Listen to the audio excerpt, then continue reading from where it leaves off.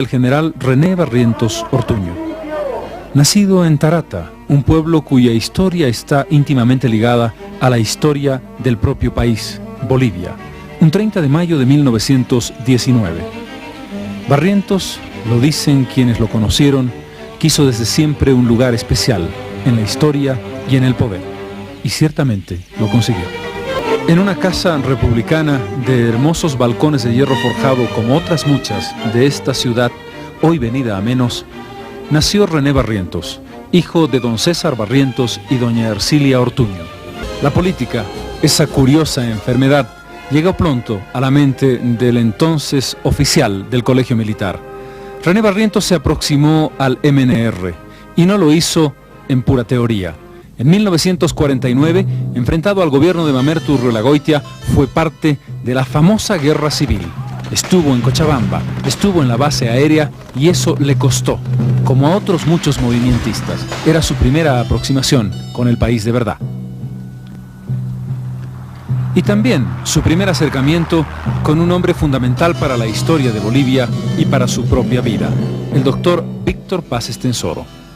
Era el 15 de abril de 1952. Un avión llegó a recoger a Paz Estenssoro a Buenos Aires para llevarlo en triunfo a la ciudad de La Paz. El hombre encargado de trasladar a Paz Estenssoro se llamaba René Barrientos Ortuño, quien le iba a decir a ese capitán que llevaba admirado al presidente Paz Estenssoro que iba a darle un golpe de estado 12 años después. Allí está, subiendo las escaleras del avión junto al presidente que estaba yendo a encontrarse con el poder. Barrientos fue movimentista de corazón y se formó en el MNR ideológicamente. Eso se vería después. Fue parte de las famosas células militares del partido, aquel baldón que cayó sobre el ejército tras la derrota del 52. Barrientos y Obando estuvieron en ese juego y se lo hicieron al MNR. Pero también construyeron, sobre todo Obando, la fortaleza interna del ejército que sería capaz de derrocar al partido que parecía invencible. Eso es lo que ocurrió precisamente en el segundo gobierno del doctor Víctor Paz Estenssoro. Entre 1960 y 1964 se preparaba la conspiración, a la vez que la corrupción, las inconsecuencias y el exceso de ambición debilitaban a un partido que había llegado con todo el poder en 1952.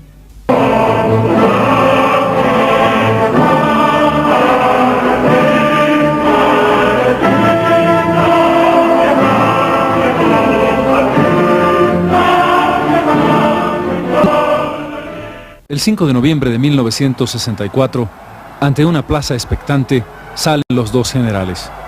Las Fuerzas Armadas han decidido que ambos sean cabeza de la Junta Militar.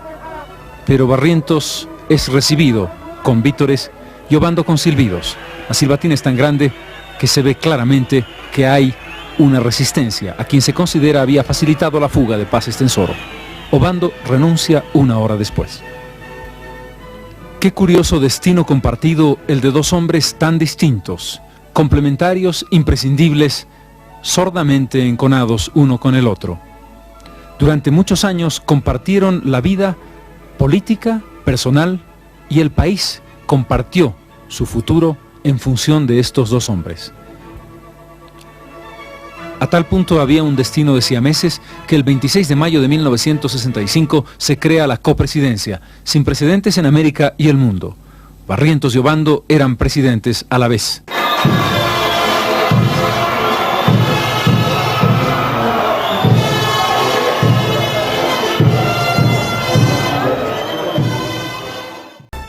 Por un lado, la fuerza del ejército y la personalidad de Obando. Por el otro, el carisma arrollador de Barrientos. El 1 de enero de 1966, Barrientos renuncia, tiene que habilitarse a la candidatura presidencial. Durante 6 meses, Obando es presidente. Luego vendría la presidencia constitucional. Finalmente la muerte, después un golpe de Estado y otra vez Obando presidente. Fue un tránsito curioso. Barrientos, qué duda cabe, era un hijo de la Revolución Nacional. Había bebido y aprendido su ideología. Se había formado con aquello de la nacionalización de las minas, la reforma agraria y el voto universal. Desarrollista en función de lo que eran en ese momento las corrientes en boga, no podía abandonar ni las ideas básicas del Estado poderoso y su fortalecimiento, ni aquella cuota de populismo que llevó a los movimentistas a la máxima cresta de la ola del poder, respaldado por cientos de miles de bolivianos. Mi corazón es Cochabamba, Lalita y hermosa flor, así es mi tierra. Barrientos era un hombre esencialmente carismático, y lo era sobre todo en el campo. Por eso se apoyó de modo decisivo en los campesinos. Dominaba el quechua, no podía ser de otra manera, tarateño, como si fuera su lengua materna. Y en ese idioma se dirigía a los campesinos a cuantos lugares iba, en visitas diversas por el país. Barrientos fue una fuerza absolutamente incontrastable en el campo. Nadie puede discutirle su cercanía y su amor profundo por esa tierra que quizás comprendía mejor, y lo comprendía mejor que los intelectuales de las ciudades.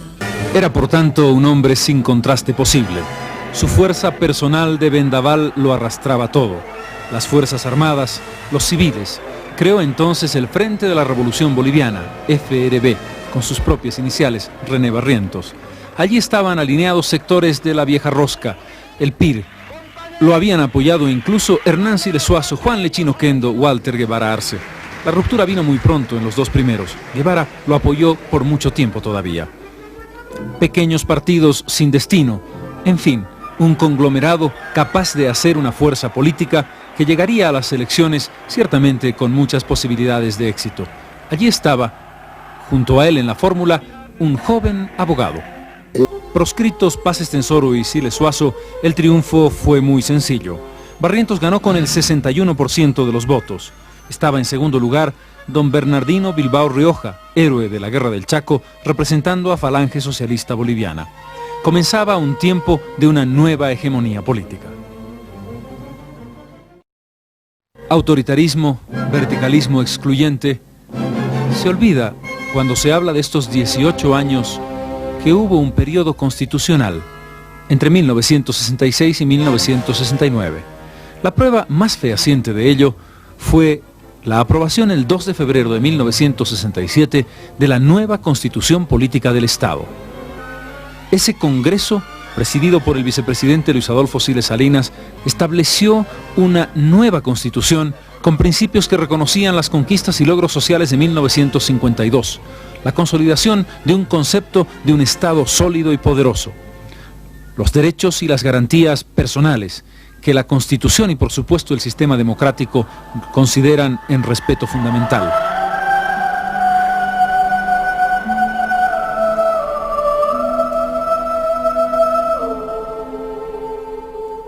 Todos aquellos elementos, la separación de los poderes y una nueva práctica que incluía elementos de filosofía política, social y económica, estaban consagrados en ese texto.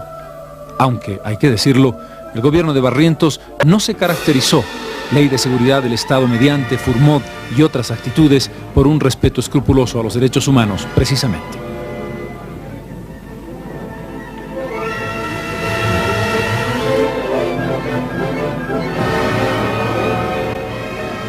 En esa personalidad contradictoria había un punto central: los campesinos, la base de toda su fuerza, de su credibilidad, de la incontrastable posición que el país le reconocía. Ese hombre que había descubierto un mecanismo extraordinario para unir el proceso revolucionario del 52 con la realidad predominantemente militar, el pacto militar campesino. Posible porque él era un hombre creíble entre los campesinos. Posible porque se había heredado la fuerza política del 52, pero con un ingrediente que no tuvo el presidente Paz Estenssoro: el carisma, la fuerza personal, el dominio del idioma que le permitía, con una tutuma de chicha en la mano, el brindar, el bailar, el charlar, como quien habla con un amigo cotidiano. Aquellos hombres sencillos que recibían las visitas en uno y otro y otro y otro lugar del país, que quizás nunca habían visto antes un presidente y que quizás nunca más lo volverían a ver en su vida, encontraban una realidad diversa. No era difícil: prebendalismo, Pequeños regalos, pelotas de fútbol, camisetas, dinero, eran suficientes para establecer un vínculo que por entonces era la cooptación y la captura para el futuro voto, que por cierto nunca llegó. Si la relación de René Barrientos Ortuño con los campesinos fue prácticamente idílica, su relación con el mundo obrero y proletario fue ciertamente traumática.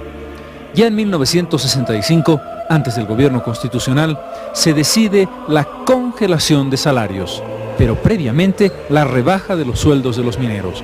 Fue un golpe demasiado duro. Allí viene la ruptura con Juan Lechín, un primer enfrentamiento y el exilio de varios dirigentes. Era solamente el preámbulo. Pocos años después, ya en pleno gobierno constitucional, la noche de San Juan de 1967, se produce uno de los hechos más terribles de nuestra historia moderna, la llamada Masacre de San Juan.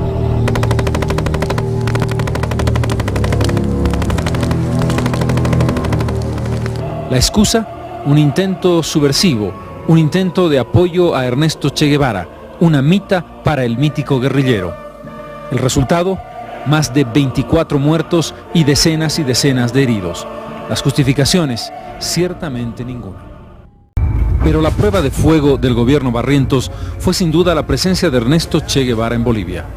Nunca en nuestra historia el país había pasado a ser foco de atención mundial como en esta oportunidad. La guerrilla del Che, que se desarrolla entre 1966 y 1967, define el destino del gobierno de Barrientos y el destino de toda una generación. ¿Cuál era la postura de Bolivia ante esa presencia? Los sectores idealistas de la izquierda como un proceso de liberación, los sectores de las Fuerzas Armadas y conservadores como una invasión. Hay que decirlo, Ernesto Guevara era un extranjero y el ejército cumplía su papel al defender la heredad nacional ante esa presencia. Pero sin duda no era una presencia cualquiera. Estaba manejada por ideales, por una visión de mundo que en ese momento intentaba establecer una nueva conciencia, un proceso de revolución, de cambio y de liberación nacional e internacional. Barrientos se enfrentó al Che Guevara con el coraje que lo caracterizaba, igual que el comandante establecía una postura de verdadero Quijote en lo que fue una aventura perdida desde el primer día. La idea cubana de exportar la revolución no funcionó. El desconocimiento de la realidad del campesinado boliviano fue parte de los errores. El haber sido descubierto el movimiento guerrillero en plena preparación marcó también el final, que sería dramático. A pesar de ello, el Che Guevara generó bajas importantes y desazón en el ejército boliviano. Tuvo que venir el apoyo norteamericano a través del entrenamiento de los Rangers. Tuvo que revertirse después de meses lo que era una ofensiva guerrillera que preocupaba al país. Pero el cerco se fue cerrando y el Che Guevara no tuvo otra opción que un combate final. Allí se le enfrentó el capitán Gary Prado Salmón. Eran los últimos momentos del Che, entre el 7 y el 9 de octubre. Precisamente el día 8 llega una decisión que se toma en la más alta cúpula del gobierno de Bolivia. Barrientos se enfrentó en esos días con el mundo entero, con Fidel Castro, por supuesto, con quien tuvo una dura polémica a propósito de esos momentos difíciles, con el presidente de Gaulle, que pedía por la vida del teórico revolucionario Regis Debray, con una opinión pública mundial sensibilizada por la izquierda que estaba en ese momento en plena subida. El ejército boliviano, sin embargo, obtuvo un éxito incuestionable. Por un lado quedan los ideales enterrados junto a ese condottiero del siglo XX, como se autocualificaba Ernesto Che Guevara. Por el otro, quienes defendían por una parte una constitucionalidad formalmente existente y la soberanía nacional en el sentido clásico de la interpretación del término. El gobierno de René Barrientos Ortuño reflejaba el desarrollismo de los años 60, reflejaba la creencia de que había que crecer y crecer fuertemente, que no importaba el costo social de ese crecimiento. Las ideas cepalinas habían calado hondamente. Se hicieron progresos en el campo de la construcción, el boom de la propiedad horizontal, obras de infraestructura como la represa de Corani, por ejemplo, los caminos de penetración 1 y 4, elementos que mostraban una nación que estaba creciendo, sin duda, con un nivel de endeudamiento para entonces todavía pequeño, pero sobre la base firme de que era imposible el crecimiento económico sin inversión externa y una liberalización en la ley de inversiones. Se seguía, en definitiva, el modelo del último gobierno de Víctor Paz Estenssoro.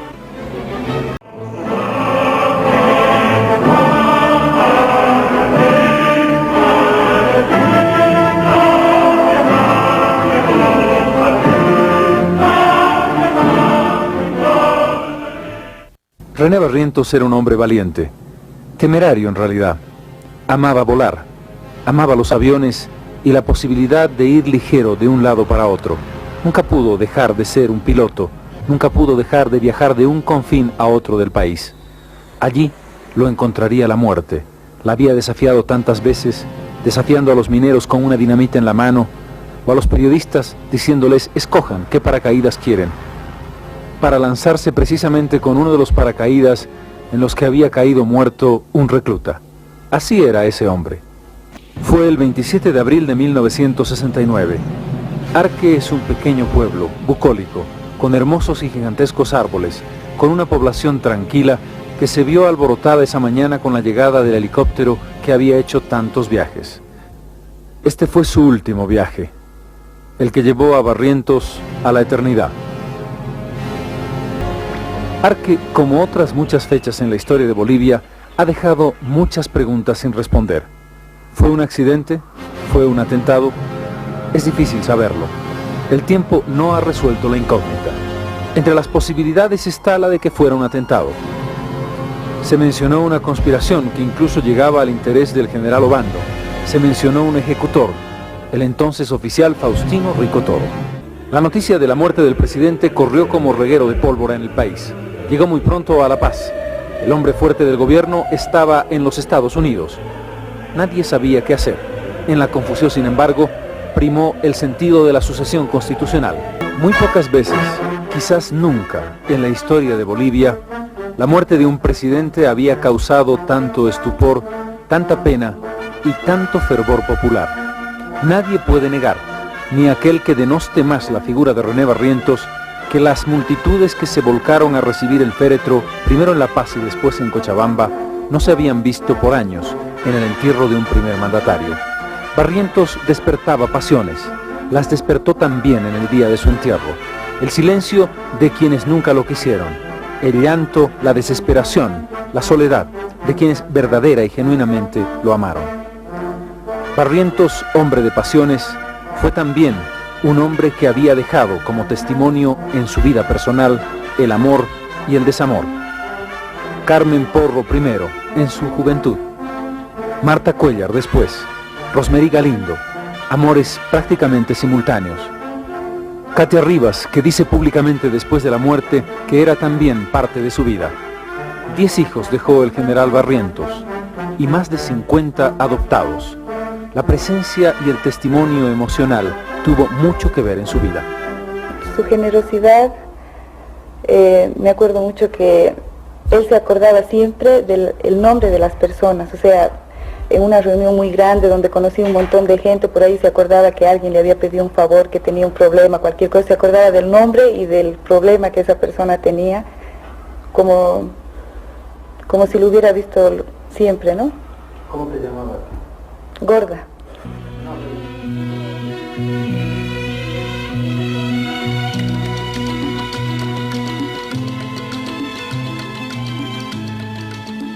Tantos años después de su muerte, en el cementerio de Cochabamba.